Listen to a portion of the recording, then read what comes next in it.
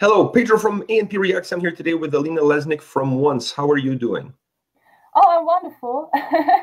Yeah, yeah, we just released a new Indiegogo campaign, and yeah, next week the album will be released, and I'm super excited about this, and yeah, I'm looking forward to it. So everything's fine.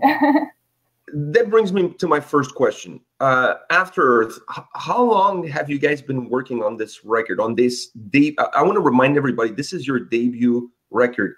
Yes. So how long have you guys been working on this album in order to get it ready for the release this October 19th? Oh, well, this was quite a long process because we had the first ideas for this album about 6 years ago already. We met in a yeah, we met for dinner, and then we thought about which kind of music we would like to do, and we talked about story ideas, about the concept and things like this. So yeah, the first ideas were already there about 6 years ago, but about 2 years ago we started to work them out in a musical way. So yeah, collecting ideas regarding the music, recording fragments and stuff like this. So yeah. So when you guys met at that dinner, I'm not going to ask you what you had to eat, obviously, but when you guys met at that dinner, did you guys already knew each other? Like, how did the band come together? Yes, we were already friends, and every one of us wanted to do music, and we had ideas about putting a band together already, and everything suited really well regarding our musical taste, and yeah, the idea was there already, and at this evening we started to collect the ideas for the album, for the story, and we worked things out. So yeah, we knew each other already. That takes me to my next question, which is the whole concept of the album. I thought, and I don't want to give too much away because I want people to check the album review that we did, but also to check the album October 19th. I keep saying that, so people need to remember this album comes out October 19th. One of the things that immediately caught my attention, like the moment I pressed play, the first thing that caught my attention was that you guys broke the album into 2 acts and you added an epilogue at the end. I mean, you guys created almost a play, but in a musical concept. Like, yes. Was that initially, to me, that was absolutely fantastic, but was that the initial idea, or is that something that came once other ideas for the album start flowing? Was that right away the way you guys wanted to approach the record? Yes, we thought a lot about what we would like to do as band, which significant style we would like to have, and we chose the more dramatic story style, like building everything up like a drama, like a complete theater play. Like yeah, we wanted to create art and not only music, but also connect everything with each other. So the music is connected to the lyrics, and the lyrics to the structure, and everything should be like a big piece of art, you know, like a drama, like a theater play. And so we decided to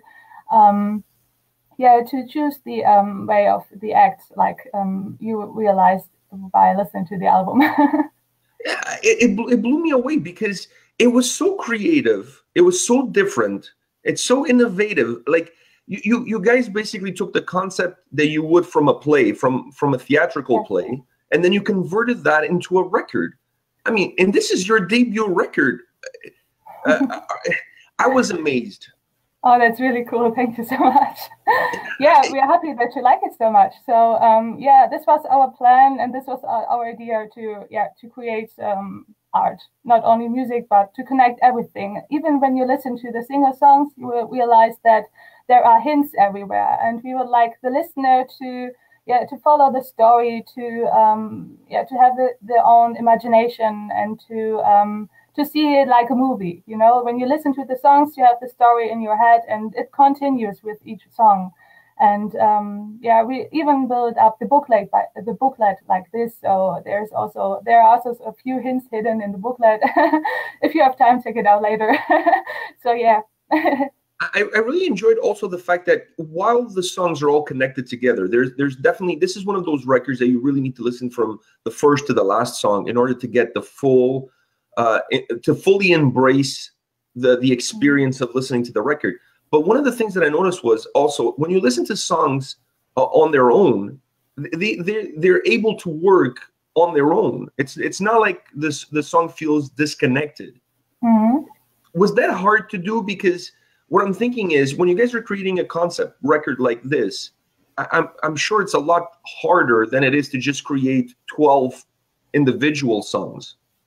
Yeah, it was quite difficult sometimes because you had to combine the storyline with the music and to have the emotions even in the music. Like there isn't that much freedom like you would have by just recording a song without a concept behind. So of course you have your guidelines where you have to stick to, and this was it took a little bit more time, but it was possible, of course. And it's good that you realize this and that you say that the songs work on its own, because this was really important to us too, that you can also listen to them as singles, like in the Hour of Eden's Fall, for example. Without knowing the storyline, you would perhaps listen to the single and think, okay, that's interesting, but I have no idea what is it about. And it's really important that you listen to this and you already get into the scenery, like, yeah, for each song. Now, when you guys are creating putting this album together, did some of the songs originated with the music and then the lyrics, or did some songs originated in the lyrics and then you guys put the music to it? How was the construction of the songs individually? It was a little bit like a ping pong ball. So we used to record fragments and then we send it to each other, and then we add our ideas and then it goes to the other person again. So it is hard to say which was first, the lyrics or the music, because everything was edited slowly. Like there were ideas and then we changed the ideas and things like this. So but the first thing which was there was the storyline. So we created the story first, and then we tried to describe it with music and with lyrics.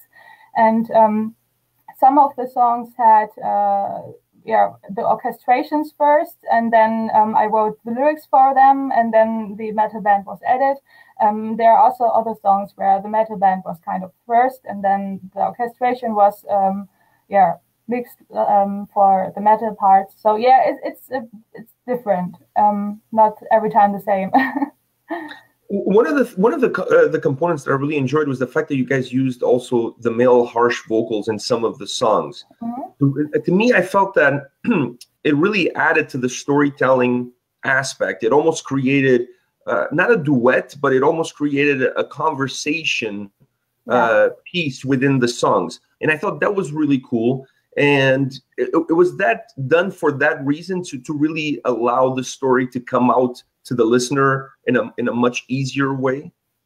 Yes, because our story of the album is really have a lot of roles.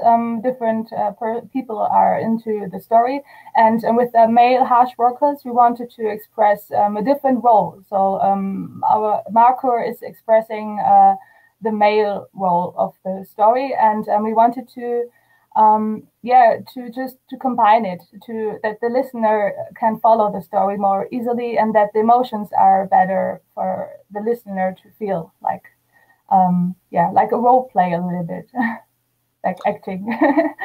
No, it was perfect. It created, like you said, it created a role playing aspect within the song, and I thought it gave the songs it did two things, in my opinion. It gave the song a little bit more heaviness, and it also gave the song, in terms of the lyrics and the storytelling, it made more sense for the listener. Yeah, it's now, easier. You guys are, would you, like in the metal world, your band would be considered a female fronted band. I have to ask you this question. Does that title bother you?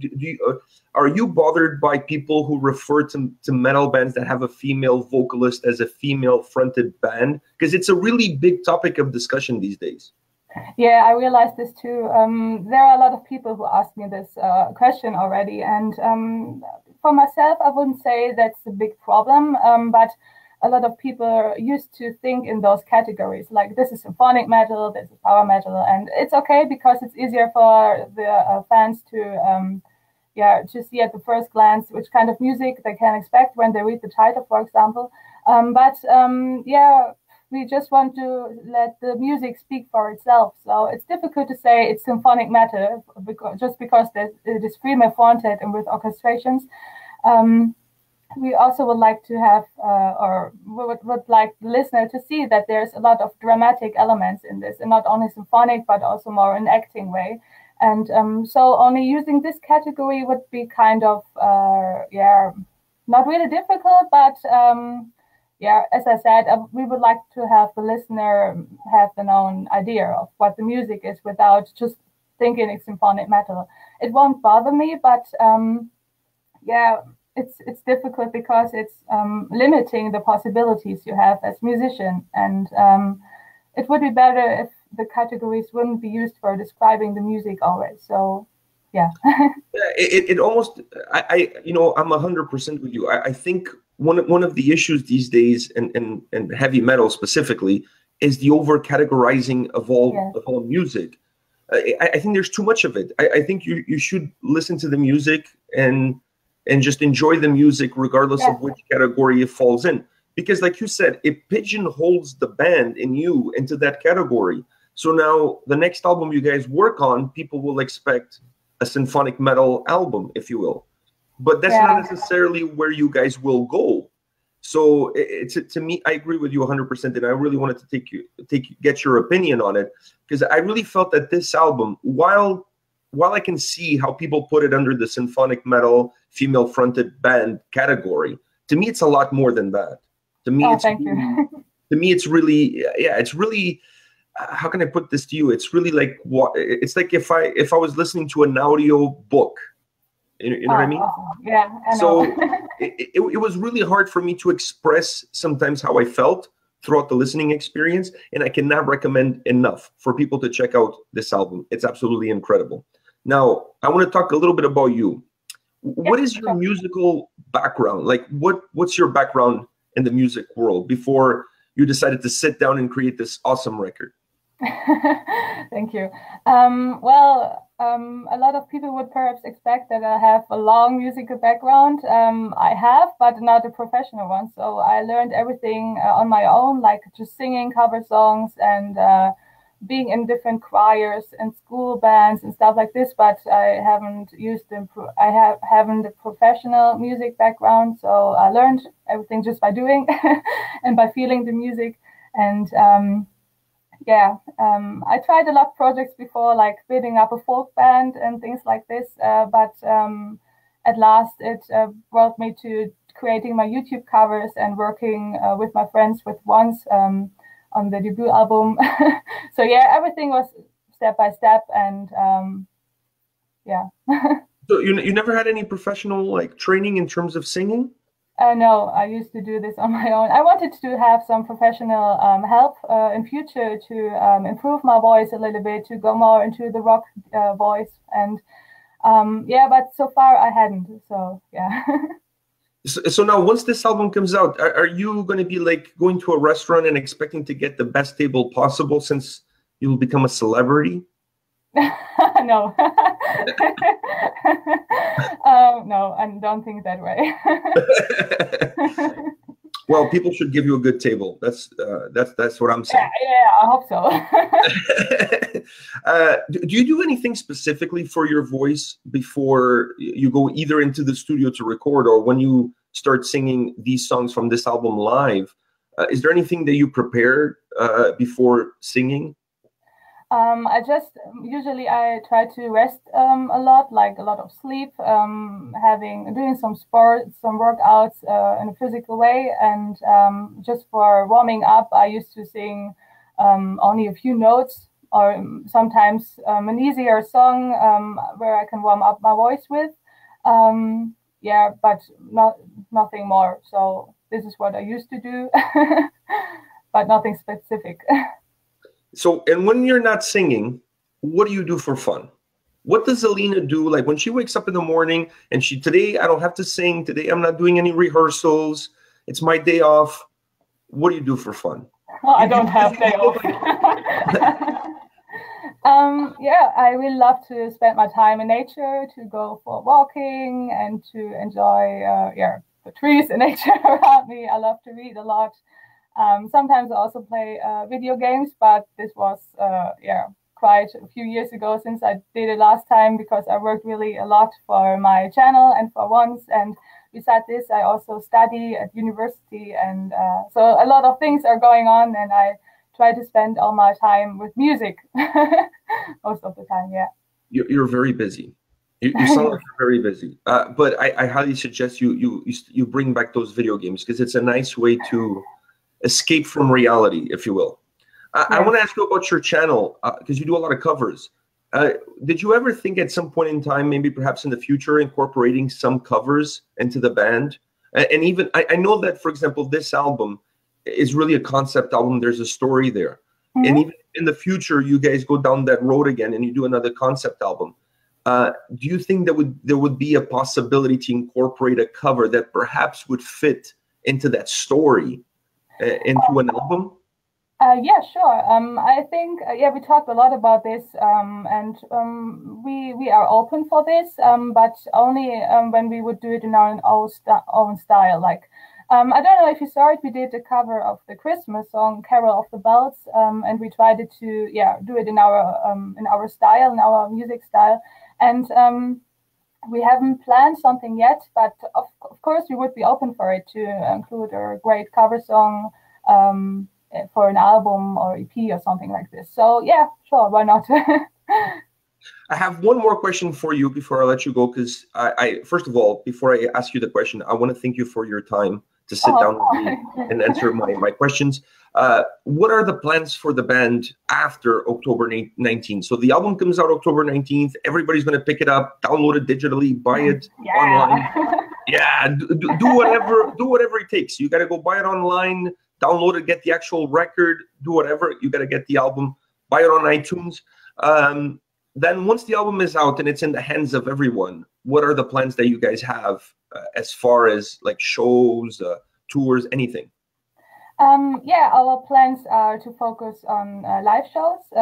We want to prepare everything for going on stage. And so next year we would like to have our first concerts. And right now this is really our focus, like preparing live shows and going out there and bringing the music to the people directly, not only for a record.